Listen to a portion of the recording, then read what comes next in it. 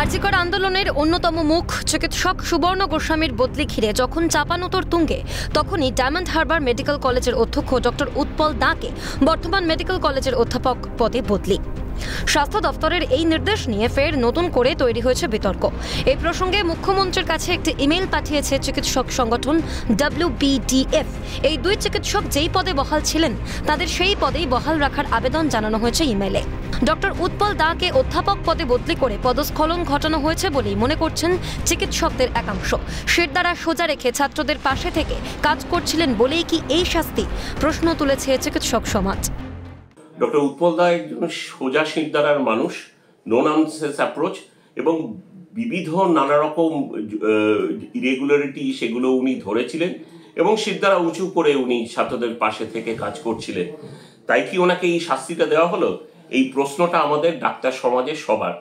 সৎ মানুষদের যদি শাস্তি দেওয়া হয় তাহলে কিন্তু একটা সময় দেখা যাবে শুধু অসৎ মানুষেই ভরে গেছে ডিপার্টমেন্ট, সেইভাবে স্বাস্থ্য ব্যবস্থা বেশি দিন চলতে পারবে না।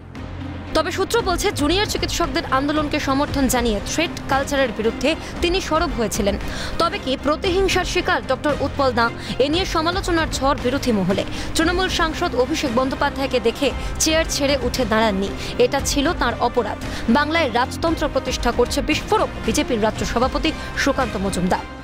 আমার কাছে গতকালই খবর চলে এসেছিল, আমার কাছে প্রুফও আছে হোয়াটসঅ্যাপে, যে ওনাকে সরানো হচ্ছে, সরিয়ে একজন সুপারকে তার থেকে অনেক ডিমোশনের একটা পোস্টে পাঠানো হবে। যেহেতু সেবাশ্রয়ে সাহায্য করেন তাই না, অভিষেক ব্যানার্জি ঢুকেছিলেন তার চেম্বারে, তিনি চেয়ার ছেড়ে উঠে দাঁড়াননি, এই ছিল তার অপরাধ। ভাবুন যে কোন নোবেল লরিয়েট এসছে, যার জন্য একজন সুপার যদি চেয়ার ছেড়ে উঠতে দেরি করে বা ভুলে যায়, তার জন্য তাকে এই ধরনের শাস্তি দেওয়া হচ্ছে। বাংলাটাকে এরা কোন জায়গায় নিয়ে যাচ্ছে? এরা একদম রাজতন্ত্র প্রতিষ্ঠা করছে। যে আরজিকর নিয়ে আন্দোলন দানা বাঁধছে, মানুষের ক্ষোভকে ভয় পেয়ে চেপে দেওয়ার চেষ্টা হচ্ছে। তোপ দাগতে ছাড়েননি বিজেপি নেতা দিলীপ ঘোষ। আরজিকর নিয়ে আন্দোলন দানা বাঁধছে, সাধারণ মানুষের মধ্যে খুব ক্ষোভ আছে। যে ধরনের বিচার হলো, যেভাবে জাজমেন্ট হলো, সেটা কেউ পছন্দ করেনি, সন্দেহের উপরে তার পরিবারও পছন্দ করেনি। তো মানুষের মনের যে ক্ষোভ, যেটা যে কোনো সময় রাস্তায় বেরিয়ে আসতে পারে, তাই ভয় পেয়ে চেপে দেওয়ার চেষ্টা হচ্ছে। প্রতিহিংসা পরায়ণ রাজনীতি, রাজ্যের বিরোধী দলনেতা শুভেন্দু অধিকারীর নিশানায় বাংলার মুখ্যমন্ত্রী। বদলি দার্জিলিংয়ে এটা মমতা ব্যানার্জির যে প্রতিহিংসা পরায়ণ রাজনীতি, তার চূড়ান্ত নিদর্শনের নিন্দা করি। প্রশ্ন উঠছে, তবে কি বঙ্গে তুষ্টিকরণের রাজনীতি চলছে, যার ফল ভোগ করছেন চিকিৎসক সুবর্ণ গোস্বামী ও ডক্টর উৎপল দা? ক্যামেরায় সায়ন্তন চক্রবর্তীর সঙ্গে রেশমি দাস ও খালেদ জামালের রিপোর্ট, ক্যালকাটা নিউজ।